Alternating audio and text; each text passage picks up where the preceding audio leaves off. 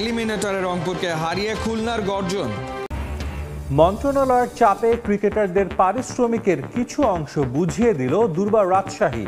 কোনো অর্থ না পেয়ে হোটেলে অনিশ্চয়তায় 3 বিদেশি ক্রিকেটার, আইনগত ব্যবস্থার হুঁশিয়ারি।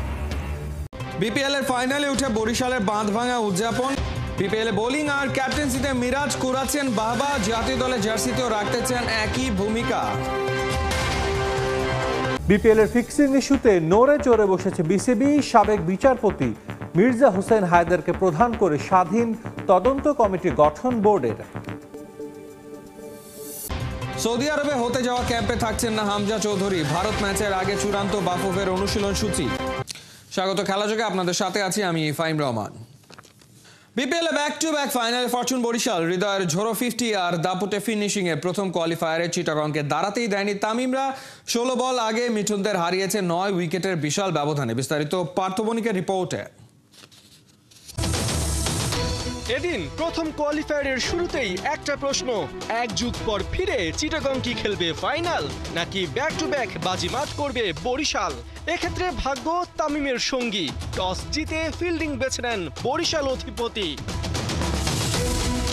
বল হাতে এদিন শুরু থেকেই মায়ার্স চিটাগংকে দিতে থাকেন আপসেট। ব্যাক টু ব্যাক ওভারে তুলে নেন খাজা নাফে আর গ্রাহাম ক্লার্কের উইকেট। শুরু থেকে শেষ করার তৃপ্তি, এক হাতে বরিশালকে ফাইনালে তুলে হৃদয়ের মুখে জয়ের হাসি। সাথে তামিমের গেম বিল্ড আপ, মালানের ইনটেন্ট, সব মিলিয়ে বরিশাল উতরে গেছে প্রথম কোয়ালিফায়ারের চ্যালেঞ্জ। 16 বল আগে 9 উইকেটে বিশাল জয়ে চিটাগংকে দ্বিতীয় কোয়ালিফায়ারে ঠেলে বরিশাল বিপিএল এর প্রথম ফাইনালিস্ট। পাওয়ার প্লের আগে বরিশালের উইকেট তোলার উৎসবে সামিল হন মোহাম্মদ আলী আর এবাদত। 1 রানে মোহাম্মদ মিঠুন আর 7 রানে হায়দার আলী ধরেন উল্টো পথ। শেষ পর্যন্ত 4টা ছক্কা আর 9 বাউন্ডারিতে 47 বলে 79 রানে থামেন শামীম। চিটাগংয়ের বোর্ডে ওঠে 9 উইকেটে 149 রান। ফিরিংয়েই বরিশাল পায় 55 রান। নবম ওভারে চিটাগংকে ব্রেক থ্রু এনে দেন খালেদ। তুলে নেন 26 বলে 29 রান করা তামিমের উইকেট। হৃদয় 45 বলে তুলে নেন হাফ সেঞ্চুরি। শেষ পর্যন্ত তার 56 বলে 82 আর মালানের 22 বলে অপরাজিত 34 রানে বরিশাল ম্যাচ জিতে নেয় 16 বল আগে 9 উইকেটে। সাথে তামিমরা জায়গা করে নেয় ব্যাক টু ব্যাক ফাইনালে। রংপুরকে হতাশ করে দাপটের সাথে দ্বিতীয় কোয়ালিফায়ার নিশ্চিত করল খুলনা টাইগার্স, যেখানে ব্যাটারদের বোকা বানাতে বোলিংয়ে নানা রকমের চালাকি করে সফল হয়েছেন মিরাজ। বলছেন বিপিএল এ পারফরমেন্স সাহসী করে তুলবে লাল সবুজ জার্সিতেও। ঘরের মাঠের বড় আসরে খুলনার কাপ্তানিতেও বাহাবা কুড়াচ্ছেন এই অলরাউন্ডার। জাতীয় দলের নির্বাচকদেরও বড় বার্তা দিচ্ছেন মেহেদী মিরাজ। সাইফুল রূপকের রিপোর্ট। 174 না, কারো ফোন নাম্বারের শেষ 3 ডিজিট নয়। এই সংখ্যাগুলো রংপুরের দুর্ভাগ্যের নিদর্শন।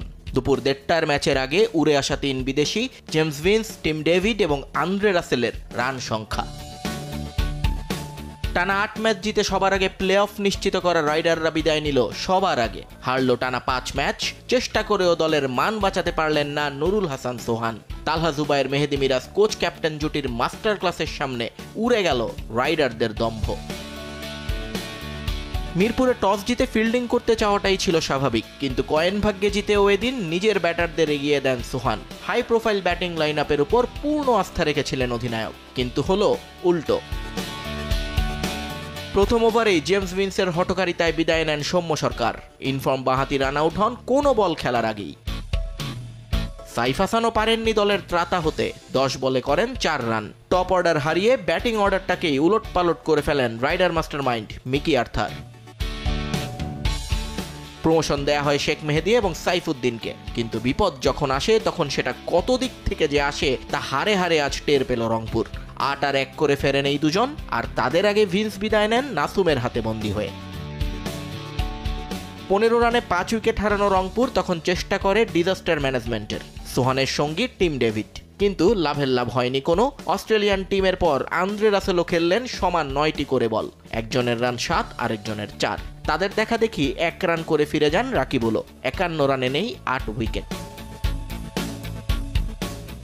ব্যাটারদের এই আসা যাওয়ার মিছিলে ধৈর্য হারান সোহান। 52 রানের নবম ব্যাটার হিসেবে আউট হন তিনি। প্লে অফে এর চেয়ে কম রানে কোনো দল অল আউট হয়েছে কিনা সেই আলোচনা শুরু হয় মাঠে। কিন্তু এলিমিনেটর ম্যাচটা এত মেরমেরে হবে সেটা মনে হয় ক্রিকেট বিধাতাও চাননি। তাই তো শেষ ব্যাটার আকিফের উইলো থেকে আসে দারুণ এক ক্যামিও। 18 বলে 32 রান করে দলকে নিয়ে যান 85-তে। যদিও সর্বনিম্ন রানের লজ্জার রেকর্ড এড়াতে পারেননি তারা। তাও 2016 বিপিএলে ঢাকার বিপক্ষে খুলনার করা 86কে পেছনে ফেলে নিজেদের নাম সেখানে লিখল রংপুর রাইডার্স। এরপর ম্যাচের যা কিছু উত্তেজনা ছিল সেটা রংপুরের বোলিং লাইন আপ নিয়ে, যার নমুনাও তারা দেখায় প্রথম ওভারেই। খুলনার অধিনায়ক বিদায় নেন 0 রানে। কিন্তু সেখানেই শেষ রংপুরের জারিজুরি। রাইডার পেসার স্পিনারদের নির্বিষ বোলিং আর ফিল্ডারদের পিচ্ছিল হাত জয়ের পথে বাধা হতে পারেনি টাইগারদের। নাইম শেখ আর অ্যালেক্স রসের দায়িত্বশীল উইলোবাজিতে কোয়ালিফায়ার 2 নিশ্চিত করে ফেলে Khulna Tigers. 2 Caribbean recruit Jason Holder আর শিমরন হেটমায়ারের নৈপুণ্য দেখার অপেক্ষা বাড়ল খুলনার সমর্থকদের। নিয়ন মোহাইমের ক্রিকেটারদের পারিশ্রমিক সময় মতো না দেয়ায় ডিবির জেরার মুখে দুর্বার রাজশাহীর মালিক শফিকুর রহমান। রবিবার রাতে তাকে নিজ অফিস থেকে তুলে নিয়ে যায় ডিবি। 3 ঘন্টার রুদ্ধদ্বার জিজ্ঞাসাবাদ শেষে 3 কিস্তিতে টাকা পরিশোধের আশ্বাস দিয়েছেন তিনি। চোরে না শোনে ধর্মের কাহিনী।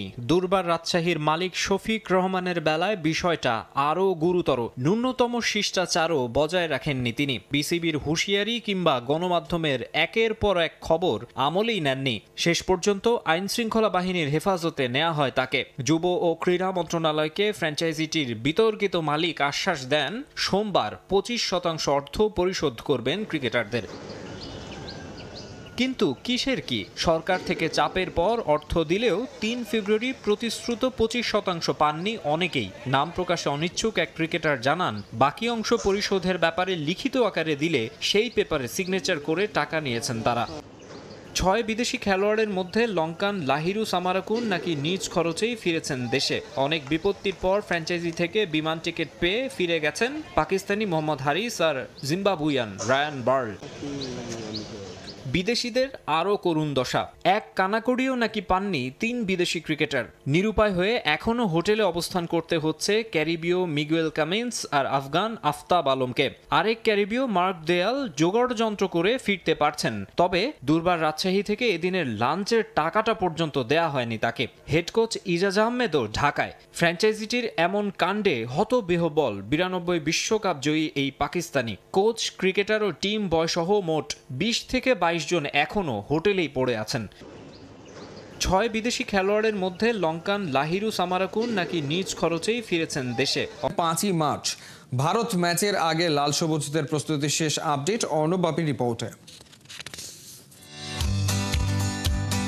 দলের সাথে বন্ডিং তৈরিটা যদি হয় বড্ড জরুরি, তবে হামজাকে নিয়ে প্রত্যাশাটা অনেক বেশি। চাই গোটা বিশ্বে ফুটবল চলে নির্দিষ্ট নিয়ম আর সময়ের গণ্ডি মেনে। বিশ্বমানের ফুটবলারকে সেটাই তো মানতে হবে। এই সময়ের আগে পাওয়া সম্ভব না বাংলার ফুটবলে নতুন পোস্টার বয় হয়ে ওঠা হামজাকে।